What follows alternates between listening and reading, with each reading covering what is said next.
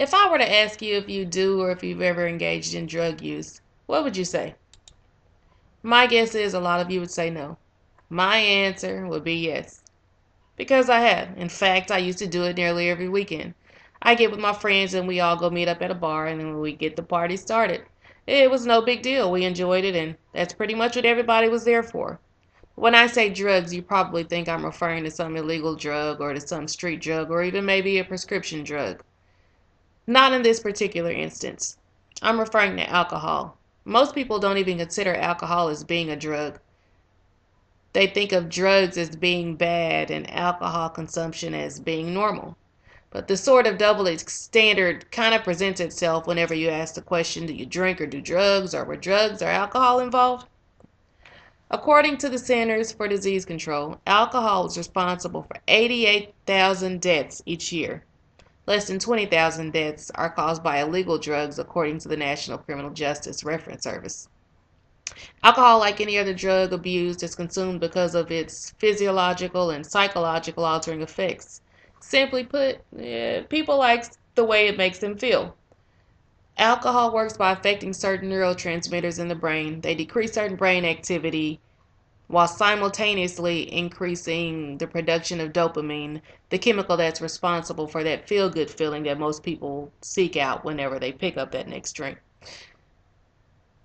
There are even some animals that have been observed partaking in alcohol use. Elephants and birds have been observed seeking out fermented fruits for their intoxicating effects, according to Hansen and others in Drugs and Society 11th edition. Alcohol might make you feel good, but the toll it can take on your brain and body does quite the opposite. Alcohol use and abuse can have severe short and long-term effects on people. Drinking might make you feel good, but the pleasure is short-lived and is hardly worth the risk.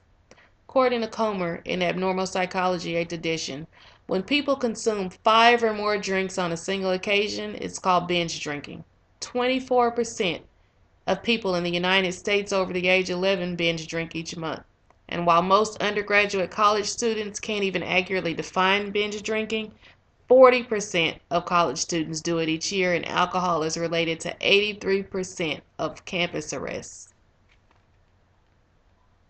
Now, the effects of drinking have been scientifically tested.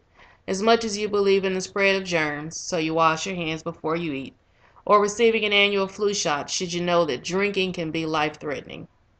Alcohol affects activity in various regions of the brain.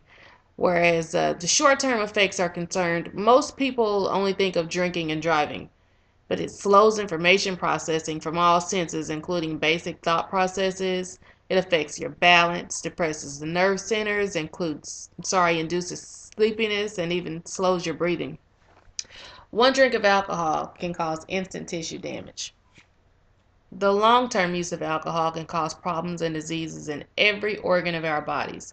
Just a few to name are heart disease, liver disease, cancer of the mouth, the throat, the esophagus. It can cause depression, dementia, and even causes brain shrinkage. After long-term abuse of alcohol, people can't even just quit without seeking treatment. Even if they possess the willpower to do so, a sudden stop can result in seizures, convulsions, or even death.